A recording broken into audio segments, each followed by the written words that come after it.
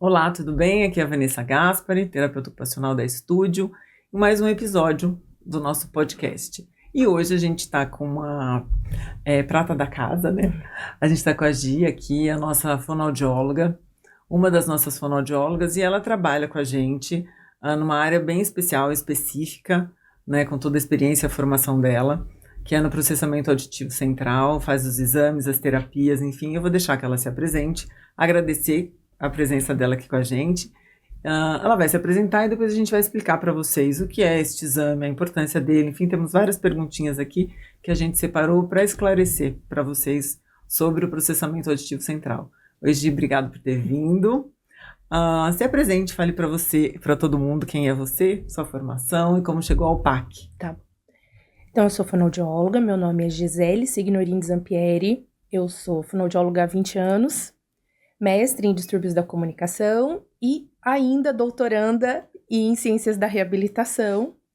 Sou professora universitária também, agora só EAD, antigamente presencial, e fono presencial ali na Estúdio. Trabalhando com o PAC, né? Com o PAC, vamos hoje explicar muito, porque a gente vê que existe uma demanda muito grande, mas primeiro entender, né, o que é o processamento auditivo central, para depois a gente chegar né, na avaliação, no exame, na importância, enfim. Isso, que eu costumo falar, né? As mães falam assim, meu filho tem PAC, né? É a mesma coisa da gente falar assim, eu tenho colesterol. Todo mundo faz o processamento, tem que fazer, gente. Todo mundo tem que fazer processamento auditivo. Mas o que é? Então, para a gente ouvir, eu sempre brinco, quando eu estou explicando para as mães, que a gente tem 2 processos, que é captar o som e aí o cérebro interpretar. Então, o processamento auditivo nada mais é do que o cérebro interpretando o que a gente está ouvindo. Tá? Então, todo mundo processa. Aí, o que acontece? Em algumas pessoas, a gente tem um distúrbio desse processamento. Mas o processamento em si é interpretar, o cérebro dar aquela resposta do que o ouvido ouviu. Bem simples assim. De maneira correta. De maneira correta. Né? Eu brinco que tanto o cérebro quanto o ouvido, eles têm que estar na mesma sintonia. São 2 carros. Se são 2 fusquinhas, por exemplo, vamos colocar um senhor mais idoso. São 2 fusquinhas andando junto. Se é uma criança, é 2 Ferraris. 2 Ferraris andando junto. Não pode ser um fusquinho e uma Ferrari que daí... Que vai dar o desencontro. Vai dar o desencontro. E quando que a gente percebe, né, esse desencontro? Que daí fala assim, por que a gente vai avaliar isso nessa criança? Tá. Hoje, com estudos, com as intervenções precoces, a partir dos 3, 4 anos, a gente começa a ter indícios. A gente sabe que a criança ela tem mais um atraso para falar, né? Troca um fonema com o outro, os sonzinhos, aqueles parzinhos, né? O P com B, o T com D. Então, eles vão trocando, mas isso são indícios. A gente não pode falar assim, é alteração. Por quê? A gente precisa esperar a maturidade do sistema nervoso central, principalmente a área auditiva ali no temporal. Tá? Então, a gente precisa fechar essa maturidade para a gente fazer o exame, para a gente falar assim, ele está alterado. Quando que isso acontece? Por volta dos 7 anos. Tá? Posso fazer o exame antes? Vamos lá falar, né? Posso fazer uma avaliação antes? Segundo o Conselho de Fonoaudiologia, não. Mas fulana, ciclana faz. Tá. Pode até fazer, mas você não vai ter um resultado fidedigno, porque você não vai saber se é alteração, se é um distúrbio, ou se é simplesmente porque ele não amadureceu ainda. Então não pode dizer assim, eu vou fazer um tratamento precoce, eu vou iniciar antes, né, para prevenir. Para prevenir. Aí nós temos outros métodos terapêuticos, mas não a terapia do processamento, né? Na verdade, esse treino de processamento auditivo central, até para a gente diferenciar, porque lá na clínica nós temos uma cabine, né? Então, eu acho que isso que é interessante até de saber. Tem uma diferença quando a gente fala assim, qual que é, só para a gente dar um pulinho para frente, depois a gente retoma nessas etapas. Então, quando a criança vem buscar uma terapia de processamento auditivo central, no nosso caso ali, fazer dentro da cabine, com os equipamentos, enfim, tudo, qual que é a diferença quando alguém fala assim, eu faço a terapia de processamento auditivo central fora da cabine?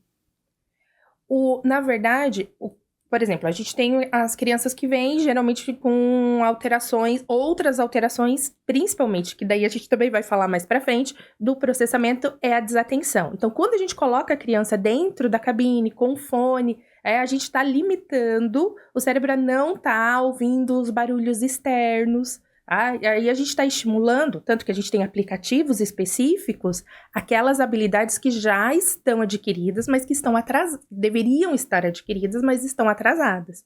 Então, não vou colocar uma criança de 3, 4 anos, porque ela ainda está em desenvolvimento. É a mesma coisa a gente pedir para um bebê que está começando a sentar, sair andando. Então eu acabo assim, eu vou dar um desafio muito maior do que ela tem a capacidade de executar. Então eu não posso dizer que ela não consegue fazer, porque ela ainda não tem uma base para isso. Né? Mas o meu filho consegue. Tudo bem, a gente sabe que tem diferenças, tá? Mas a grande maioria não. Então também, por isso, a individualidade de cada um e de cada caso. E daí quando a gente, né, pensando nessa rotina, no dia a dia, como você falou, então a gente espera de uma criança esses fonemas, eu espero essa maturação, e daí quando ele está com 7 anos de idade, e a gente tem, o que vai me dar de indício no dia a dia que essa criança tem realmente que fazer uma avaliação, e como é feita essa avaliação para diferenciar, é um atraso de fala, é só a fono tradicional, ou alguns métodos multigestos, enfim, vários outros métodos dentro da fonoaudiologia, o que realmente ela tem que fazer algo na cabine. Tá. Primeiro, vem muito associado a queixas escolares, porque aí é onde ele vai exigir a maior habilidade dele, tá? Então, vem sempre uma queixa da escola, mas também não é regra. O que as mães... Eu vou colocar o relato das mães. Eu falo e ele é teimoso. Eles falam, Gisele, meu filho é teimoso. Porque eu falo... Ele não escuta. E aí tem hora que ele escuta. Ele só escuta o que ele quer. Ou eu tô falando e ele faz... Quê? Ou outra queixa. Eu mando ele fazer 2 tarefas, ele faz meia. Ou ele faz uma e a outra ele esqueceu. Ele esquece muito fácil. Então são essas queixas que é a corriqueira da família. Tirando a queixa escolar, e aí vem as questões de hiperatividade. Então ele é muito agitado... dificuldade com segunda língua. Então, ele vai bem na escola, mas não aprende inglês. Ou não consegue aprender alguma questão musical. Então, e aí a gente pode tentar, de novo, dando um saltinho. Se eu tenho uma criança que tem um diagnóstico de déficit de atenção e hiperatividade, às vezes, se não foi investigado a questão de processamento auditivo, e eu faço uma intervenção, eu posso minimizar muito esses comportamentos ou um diagnóstico que ela carrega de déficit de atenção e mudar? Posso. Muitas vezes, assim, eu já atendi muitos pacientes que só estavam com o diagnóstico do TDAH, da hiperatividade, aí com o resultado do processamento e o treino daí específico, reduziu até a medicação. Então, a gente conseguiu ir reduzindo medicação. Porque eu falo que é um ciclo, o TDAH.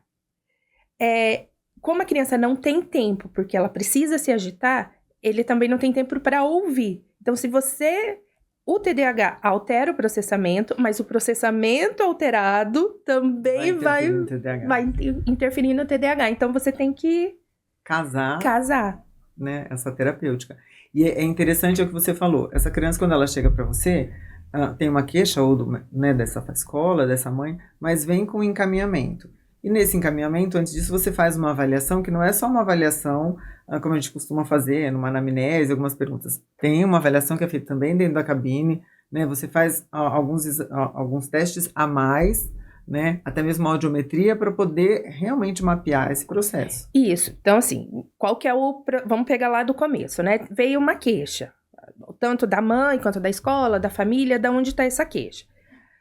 Pra gente, a grande maioria das vezes, já vem com o encaminhamento do médico. Então tá, o médico encaminhou, a gente vai fazer essa avaliação. Primeiro, a gente precisa da audiometria. Porque lembra que lá no começo eu falei 2 vias de audição? Então a gente precisa que a criança esteja ouvindo na intensidade correta, tá? Que segundo as diretrizes, é de 0 a 25 decibéis. É uma intensidade. Para adultos, para criança, a gente também considera em alguns casos, tá? Então, a criança tem que estar nessa faixa. Por quê? Por quê, Gisele? E se meu filho tem perda, ele não vai poder fazer? Pode, mas vamos raciocinar. A criança está ouvindo bem. Só que lá tem essas queixas, então o processamento está alterado. Tá? É o caminho, vamos imaginar. Mas e se ela tem uma perda? O som já não está chegando. Então, assim, eu vou fazer o exame, essa avaliação, para saber que ela tem processamento? Daí não. Eu tenho que tratar aqui embaixo. Exatamente. Tá, mas aí para eu tratar, eu preciso saber qual habilidade, aonde eu vou tratar. Aí eu vou fazer? Vou. Então, olha a diferença.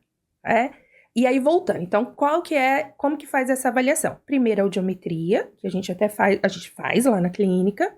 E aí, após uma avaliação específica do processamento, são vários protocolos, então vai para a cabine. Quanto tempo, mais ou menos? Toda avaliação, mais ou menos umas 2 horas. Então, meu filho não fica. Beleza. Tem um espaço gigantesco lá na clínica, a gente tira, sai, ou volta com essa criança um outro dia, para a gente conseguir fazer todos os protocolos. Mas são protocolos fechados? Mas a gente vai analisando a individualidade. Então, coloca o fone na criança dentro da cabine e aí vai mostrar o ratinho, vai mostrar, ela vai repetir palavras, vai repetir textos, vai ouvir sons diferenciados e a gente vai anotando e o computador vai gravando também e depois fazemos um relatório. E aí isso vai dar um indício. E depois? Deu alterado. E aí? O que a gente faz? O que a gente faz? Aí meu filho tem o PAC, né? Pronto, tá ali. Tá ali. O que nós vamos fazer? Aí nós vamos fazer o treino auditivo. Por quê? O que deu alterado, eu vou ter uma lista de habilidades. Então, vamos colocar lá. Meu filho, ele não consegue fazer figura funda. Ele tem uma alteração na figura funda. O que é isso? Eu tenho um som principal e um som de fundo. Então, vamos colocar lá. A queixa que as mães, né? Lembra da queixa? Que era, meu filho ouve o que ele quer. Então, entre a TV e meu filho quer ouvir a TV. Beleza. Agora, eu vou explicar dentro do figura fundo. Tem um som principal e um som de fundo, que é uma sequência.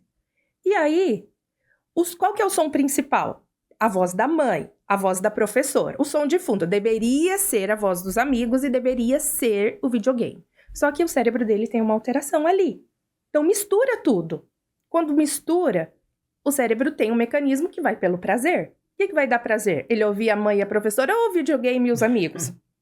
Então, o cérebro ativou essa área. Então, assim, não é num nível consciente que ele vai escolher o videogame ou que ele vai escolher os amigos. Mas numa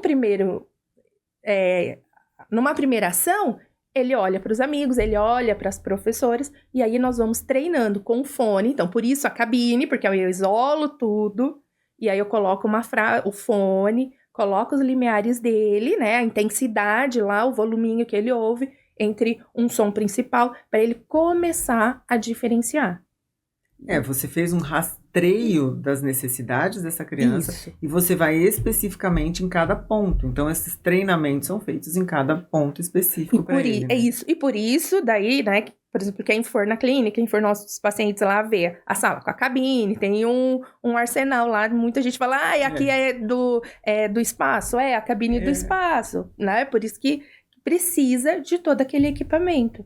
Até a formação do profissional, fazendo um parênteses nisso, a sua formação é diferente, você teve que fazer uma formação, porque assim, vocês perceberam, então eu tenho cabine, eu tenho que fazer toda uma interpretação, né, de como analisar esses dados e como eu tenho que fazer, né, um plano terapêutico para intervir, o equipamento que eu vou utilizar, você teve que fazer uma formação específica para isso, né? Isso, eu fiz um curso na época de aprimoramento, já faz muito tempo, fora daqui do Paraná.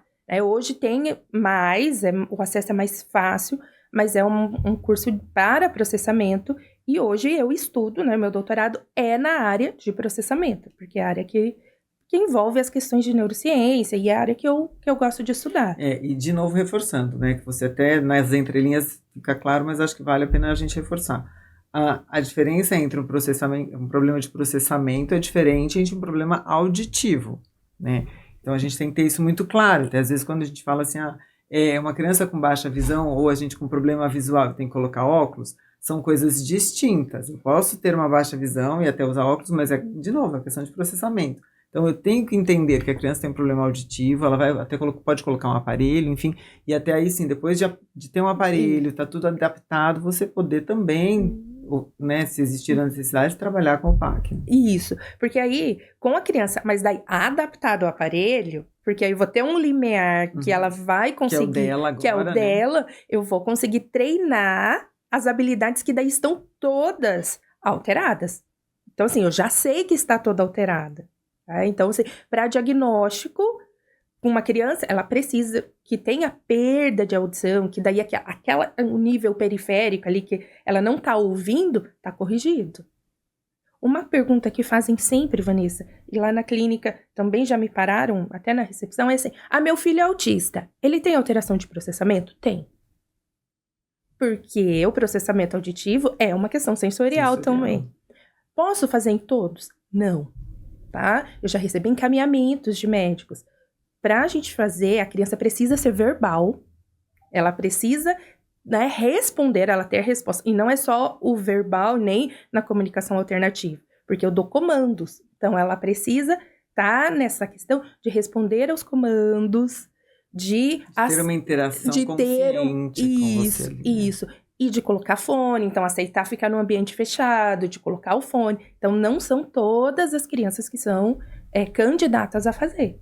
E mesmo como você disse, você é muito individualizada essa avaliação. Tem criança que você tem que parar antes, é muito agitada. Ou até criança que não vai gostar de ficar dentro de uma cabine, você tem que ir aos poucos, né? Então, é um processo. Você vai entender aquela criança, tentar trabalhar, né, com ela da melhor forma possível, respeitando os limites para conseguir chegar no resultado final. Né? Isso é muito importante. Voltando um pouquinho, quando você falou de alguns sinais que a gente pode ter de alerta ali. Então, você disse esses sinais que a mãe trouxe para você. Tem alguns outros sinais que a mãe pode perceber, a escola, a família, é sempre ligado mais a essa questão dessa desatenção ou dessa, como você falou, da figura fundo, é o principal sinal? Não, tem algumas coisas sutis. Por exemplo, ansiedade, o estabanadinho, sabe? Que o seu filho perde borracha, perde lápis, ou esbarra muito, cai muito. Choros excessivos também podem ser sinal de atraso de fala, de alteração do processamento auditivo, inclusive em adultos. Hoje a gente está recebendo muitos adultos que estão fazendo tratamento, é bipolar, tem diagnósticos, e os psiquiatras estão aderindo ao processamento exatamente por causa das crises de ansiedade, porque a gente não consegue controlar. Então, assim, eu sempre falo, tem muita ansiedade, vamos fazer também, já está na idade. E é interessante essa colocação, que você falou, é uma questão sensorial, e hoje a gente sabe que tudo que envolve, né, os sistemas sensoriais, que se eles não estão modulados, não estão organizados, vai causar uma ansiedade, vai causar algo que nos causa algum tipo de desconforto, e às vezes a gente não consegue mensurar de onde vem, né? Então, pensando principalmente nessa questão auditiva, se não é algo claro, porque nesse processamento, às vezes eu não vou ter, é algo que me incomoda muito, é muito alto, é tão sutil que às vezes eu não entendo o que está me incomodando, né? E agora você falando, me veio outra coisa. A criança que, tá na festa, tampa o ouvido, não consegue barulho, passa moto, né? A sensibilidade auditiva também é um dos indícios de alteração de processamento auditivo. Dores de cabeça. Não necessariamente é porque é um TEA, porque hoje a gente faz sempre essa associação. Toda criança que tapa o ouvido, que não gosta de barulho de moto, liquidificador, o balão que estourou, é porque é um TEA. E às vezes é uma questão sensorial específica como essa do processamento. Então isso é interessante até de levantar, porque às vezes assim, se a gente faz uma investigação e consegue organizar essa criança neste aspecto, olha quanta coisa muda na rotina dela. Né? Sim, eu falo também da importância de estar trabalhando, igual a gente falando dessa questão sensorial, de todo mundo estar trabalhando junto. Ter um TO, ter uma questão visual, uma análise visual também. Porque o processamento pode estar alterando o processamento visual, daí vou entrar em outra área, né, que não é a minha, mas se trabalhar junto, se fosse possível, né, quando ia muito mais rápido. Porque a gente tem ali, né, a questão da atenção, qualquer ponto nosso, né, sensorial, que ele tem que ele não está fluindo bem, né, então, se a minha audição não está bem, eu vou me dispersar. Se a minha visão não está bem, eu vou me dispersar. Então, um vai interferir no outro. E isso que você falou é importante. Quando a gente tem esse olhar de encaminhamento, de um trabalho interdisciplinar, a gente sabe o quanto essa criança vai ganhar, né? E quando eu tenho uma criança que daí descobri, tem uma questão de processamento auditivo central, vou iniciar um tratamento, fiz as avaliações, existe um protocolo assim, com tantas sessões, sarou. Tem algo assim, ou cada caso vai ser um caso? Como é que vocês trabalham? Eu costumo, dentro do que é preconizado, repetir o exame cada 1 ano, tá? Estudando o que a gente começa a utilizar.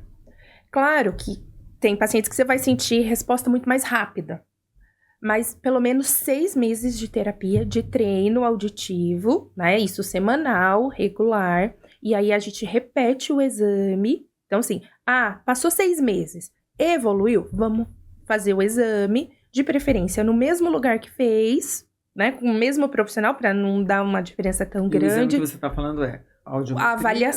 A avaliação, tá? Tanto a audiometria quanto do PAC. Então, repete. E aí nós temos uma tabelinha, né? A gente compara os dois e aí vê, aumentou, diminuiu, evoluiu. Então, porque isso são números. Esse relatório são números. Então, pelos números, nós vamos vendo. E aí, o que eu sempre falo para as mães? Cérebro é músculo, é igual musculação. Treino. Tá? É treino, nós estamos treinando. Então, a gente vai ter um pico de melhora e essa criança vai evoluir. Mas ela vai precisar a vida toda de terapia? Não, porque a gente ensinou o caminho para ela. Mas aí também a gente vai passar algumas orientações para casa, então a gente vai monitorando e essa criança tem que, depois da alta, repetir esse exame. E mesmo no processo de terapia, você faz na cabine 2, 3 vezes na semana, enfim, cada criança vai ter uma indicação. Mas tem dever de casa a ser cumprido? Tem dever. Elas têm acesso, a maioria das nossas crianças tem acesso ao mesmo programa. E eu vejo o que elas fazem. Então, assim, se fizeram, se não fizeram... Aí a mãe, às vezes, refala, ela não tá tendo evolução. Daí você baixa lá, e daí, só faz 45 minutos de terapia. E não vai adiantar. E não vai adiantar, porque a gente for uma vez na academia, o músculo também... A gente gostaria que resolvesse. Mas não resolve. Então, é a mesma coisa. O que a gente sabe também hoje? Então, por exemplo, a gente começou com a criança aos 7 anos. Ela evoluiu. Né? Aos 7 anos é a idade maravilhosa, porque eles evoluem super rápido.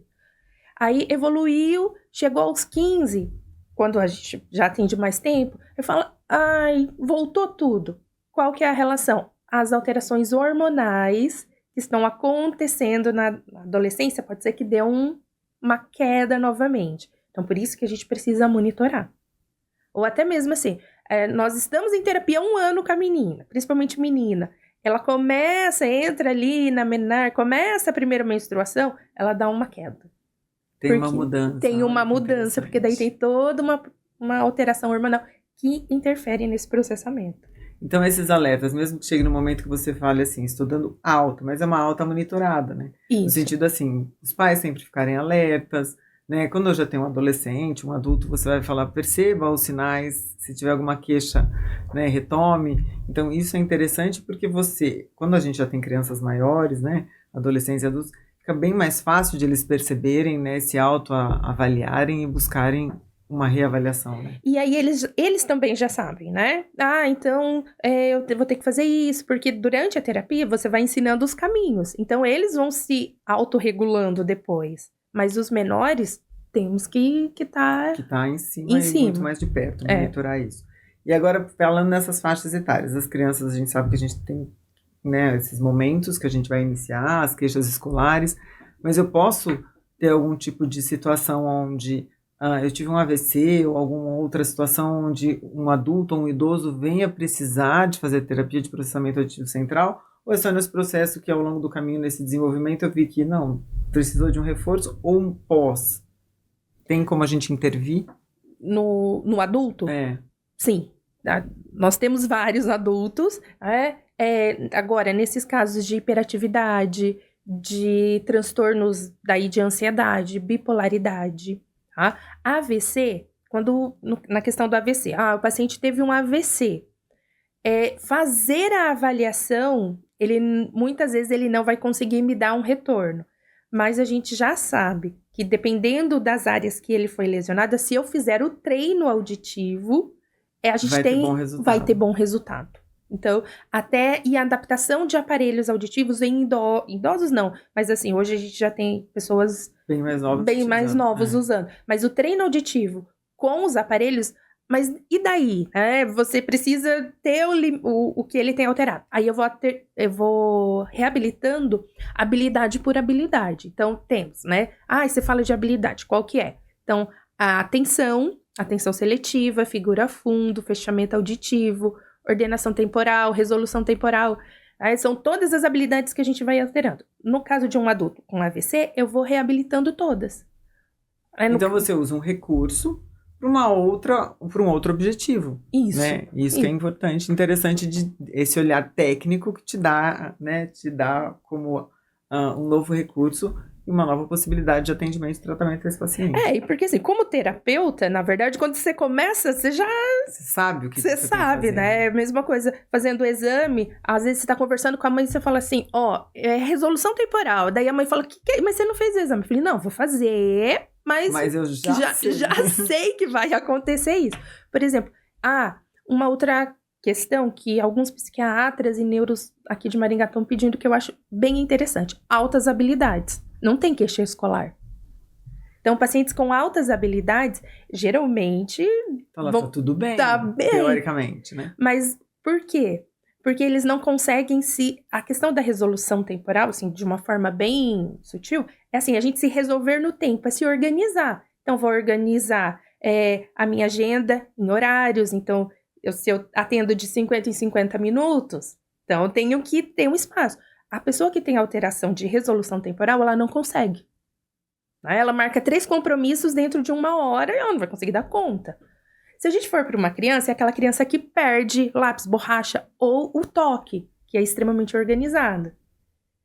E aí, na questão das altas habilidades, geralmente, não são todos, mas assim, falando, a criança, o adolescente, o jovem, ele tem dificuldade nessa organização. Então, se a gente faz o treino auditivo, a gente auxilia nessa organização. É mais um ponto, né, somando aí dentro que a gente tinha comentado, né, um pouquinho antes dessa questão interdisciplinar, para ajudar essa criança, para ajudar esse indivíduo, enfim, a se organizar, a ter uma qualidade de vida melhor, né, a entrar em menos crise de ansiedade, né, porque a gente sabe que tudo isso gera uma ansiedade mesmo, gera um desconforto, gera uma desorganização, né, e é diferente quando a gente se organiza em vários pontos, a gente consegue delimitar quais são os principais problemas e como intervir, é mais fácil de a gente fazer. Se adolescente depois se reorganizar sozinho, como você falou, que às vezes assim, eu não necessariamente vou reavaliá-lo, mas ele já sabe o que fazer, né? E quando você traz isso para uma criança com altas habilidades, né, esses exemplos que você vem dando, a gente já também entende que no momento que você está passando isso para eles, que já tem um entendimento, eles também vão ter esse olhar, né, mais consciente de se reorganizar quando não estão com você, né? E assim, eles pegam mais rápido, né? Então, eles vão... Você dá o caminho, eles rapidinho pegam. E às vezes é só uma questão de centrar. Eu tive uma paciente que ela tinha um ouvido para música. Então, assim, ela estava com 7, eu já passava atividades para ela com pacientes adultos. E assim, foi muito rápido o caso dela. Porque ela só precisava do caminho para se ajustar. Né? E foi isso que você falou, você dá o caminho, e aí isso vai de vários pacientes. Mas só pacientes com altas habilidades que é rápido? Não. E aí, mas por que fulano teve alta e ciclano não? Mas aí vai da individualidade, vai... a mesma questão, por mais que é mais técnico e mais, eu falo mais quadradinho a terapia, mas a individualidade, tudo que a gente vem falando de terapia, né, se mantém.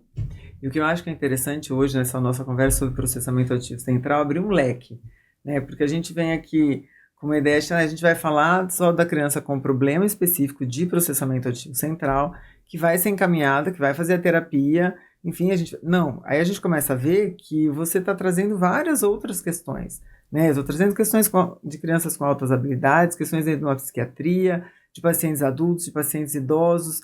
Então, eu tenho um leque muito maior de abrangência, né, e de atendimento que pode ser feito. E o interessante é isso, de entender que como você disse, é legal de ver médicos, psiquiatras, neurologistas encaminhando.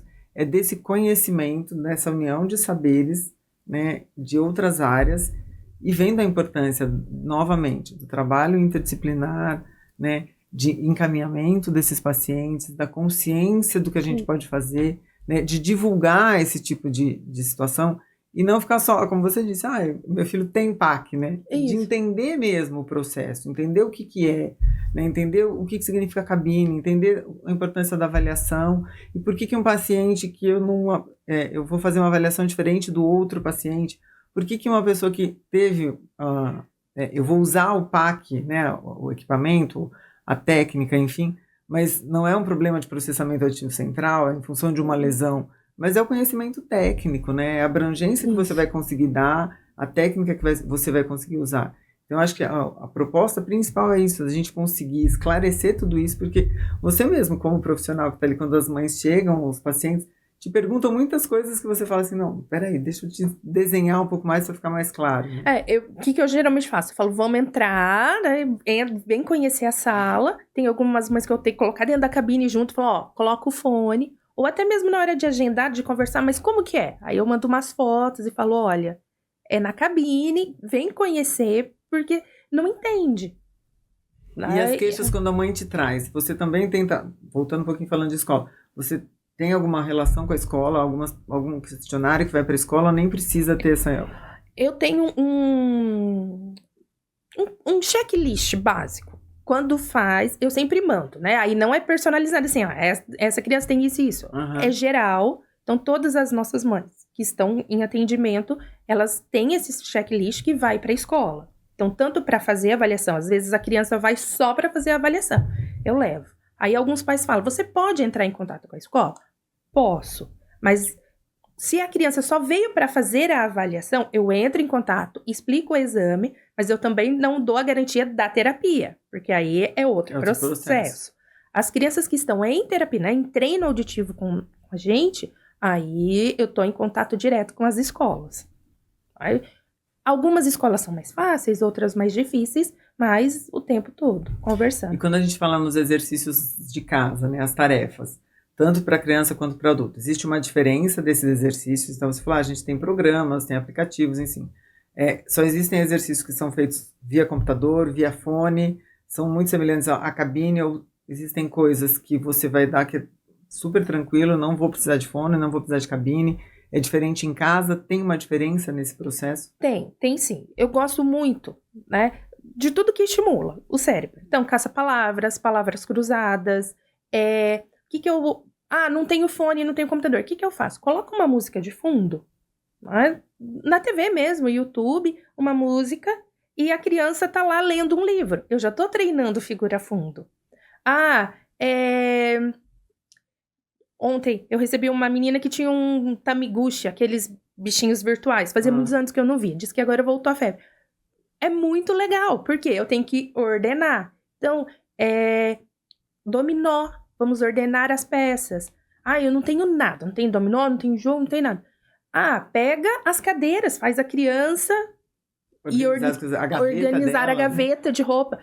Mas e para treinar a figura fundo? Vamos colocar uma música. Ou você colocar a criança, eu estou a mãe atrás da criança, e passar frases. Ou, por exemplo, outra dica. Estou falando de criança, já dou uma dica para os adultos. Mas, por exemplo, para a mãe fala, filho, vai no banheiro. Aí o filho chega no banheiro, a mãe vai lá e fala, agora pega o sapato, a toalha. Ele pegou. No outro dia, ou meia hora depois, ela dá a dica, filho, vai no banheiro e pega a toalha. Então, eu vou aumentando o número de ordens, até a criança conseguir desenvolver. Memória, jogos da memória. Uma outra atividade que eu acho muito legal, que eu falo para as mães brincarem, no trânsito, vindo da escola. Por exemplo, eu falo uma palavra, carro. Aí você tem que fazer uma frase com o carro. O carro é azul. Aí veio para mim. O carro é azul e está parado. Então, assim, esse jogo de construção. Que são coisas simples do dia a dia que não vai mudar a rotina. Ao contrário, você já está fazendo uma questão de interação muito legal com essa família, com essa mãe. Você não trouxe uma demanda super complexa a mais na vida dela. Você só deu um ponto de atenção ali que ela pode fazer aquilo se desdobrar em algo que complemente a sua terapia. Né? Isso. Porque daí, Gisele, mas isso é tão simples. Então eu não preciso mandar pra terapia? Não, isso é pra você só estimular. Lembrando que é linguagem, tá? Eu tô trabalhando o cérebro. Então tudo isso que eu falei, você vai estar trabalhando o cérebro que vai estar, quando chega lá, eu vou estar estimulando. Então é complementar. Eu não fico fazendo... No adulto, os pacientes adultos. Eu gosto muito de pedir para eles baixarem alguns aplicativos no celular, que dá para jogar, porque hoje todo mundo tá parado e faz. Mas assim, a palavra cruzada, o caça-palavras, o sudoku, que é dos números, jogos de antigamente, quebra-cabeça. Hoje a gente não joga mais quebra-cabeça. Então assim, vamos fazer quebra-cabeça. Mas eu tenho 40 anos e não tenho tempo. Você vai no banheiro, você fica com o celular. Então por que põe o quebra-cabeça no seu banheiro. Acho que é meio... Não, mas... É bem isso, é da gente criar oportunidades na nossa vida em coisas que a gente está tão amarrado, que é muito o que você falou, celular, né? Mudar um pouco, para pensar também que existem coisas mais simples e que a gente fazia muito antes e que tá muito fácil da gente conseguir fazer, mas é que a gente perdeu o hábito. A leitura mesmo, né? A leitura. Então, assim, eu questiono alguns adultos que eu falo, mas você... Não, eu leio. Mas no livro, na revista, porque isso dá uma diferença. E até mesmo de percepções visuais. A gente lê no celular diferente do ler no Exatamente. livro. Daí fala assim, você é totalmente contra o celular. Não, pelo contrário. Eu adoro tecnologia e me ajuda muito. Eu uso tecnologia. Mas tem algum momento que, principalmente para os adultos, né? Criança, a gente fala, agora é proibido, então todo mundo tá tirando o celular das crianças. Mas e os adultos? Ninguém tá pensando. Ninguém tá pensando. Né? Então vamos voltar.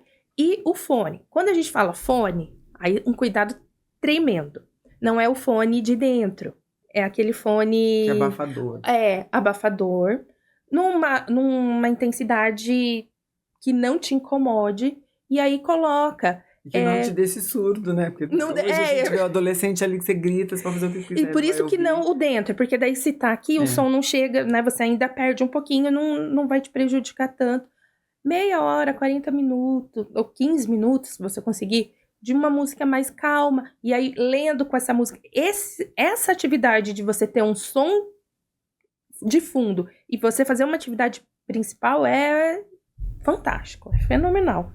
Você vê, é isso que eu acho que é legal, a gente conseguir passar coisas simples, né, que é fácil de incluir na nossa rotina, que mesmo que a gente não tenha questões de processamento auditivo ali, mas até para a gente exercitar essas questões, que às vezes a gente que passa despercebido, a gente já nem se toca mais, a gente é capaz de ter um som aqui que não vai me incomodar e ao mesmo tempo conseguir ler, né, é interessante ter essas autopercepções, porque a gente está tão...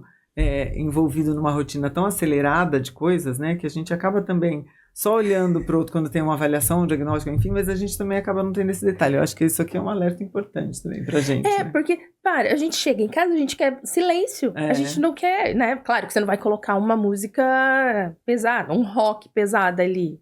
Isso eu quero. Não, daí, né, mas assim, de preferência uma música tranquila, numa intensidade bem leve, e aí você faz uma outra atividade, lava a louça. Tá, mas daí, por exemplo, eu quero ouvir um podcast enquanto eu tô lavando a louça, tá? Mas aí você tá desenvolvendo duas atividades principais. Então você vai estar confundindo... Você tá prestando super atenção no que você tá ouvindo e prestando atenção. Aí você tá confundindo mais. Então, por exemplo, eu quero fazer o podcast, quero ouvir o podcast... Então, talvez uma habilidade manual que não seja, que eu não julgue tão importante. Então, eu posso inverter também. Mas a gente não faz esse treino. Se você falando, eu também fiquei pensando. Mas é bem isso, né? A gente acaba atropelando algumas coisas e não com esse olhar mais detalhado ali. Gi, eu agradeço muito, né? É o que eu venho falando aqui. A gente está iniciando com todos esses nossos podcasts, 2025 aqui. A gente traz um primeiro start aí de um podcast com a Gi sobre o processamento auditivo central, mas a ideia é a gente criar outros momentos onde a gente possa discutir mais pontos bem específicos, detalhados. Hoje a ideia é de uma coisa bem ampla, então a gente falou de criança, de adulto, de adolescente, do TEA, da gente, de tudo, né? E daí depois a gente pensar em coisas mais detalhadas, que vocês tenham dúvidas, que vocês tragam pra gente, né? Exemplos que a gente possa trazer para vocês, né?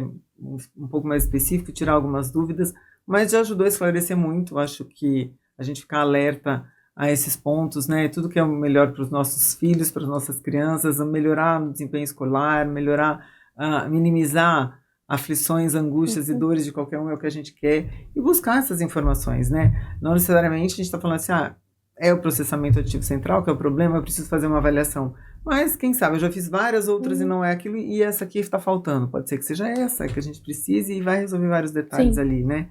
E a questão do trabalho interdisciplinar que a gente pontuou aqui, que é muito importante essa troca, né? A gente nunca faz nada sozinho na nossa área, né? Gi, eu te agradeço muito. Se você quiser deixar um recadinho aí para os pais, pacientes. Eu agradeço a oportunidade de estar falando, né? E uma coisa que eu gosto de deixar bem claro, sempre que eu falo, o processamento não é mais um diagnóstico. Eu sempre falo assim, é um caminho. Porque às vezes, isso que você falou, tá enroscado, fazemos uma avaliação e o negócio começa a andar. Então não é mais um diagnóstico, é só um caminho. E estou aberta também na clínica, quem tiver, às vezes quer passar, quer conhecer a sala, tá? Estamos à disposição. Obrigada, Gi. Gente, mais um podcast da Estúdio. E em breve, novas novidades, novos episódios. Esperamos vocês. Um beijo grande. Até mais. A Clínica Estúdio de Intervenção Precoce, localizada em Maringá, oferece serviços de excelência há 3 anos. Nossa equipe multidisciplinar, altamente capacitada, está dedicada a proporcionar intervenções personalizadas e eficazes, garantindo o melhor cuidado e suporte para nossos pacientes. Confie em quem entende e cuida com carinho e profissionalismo.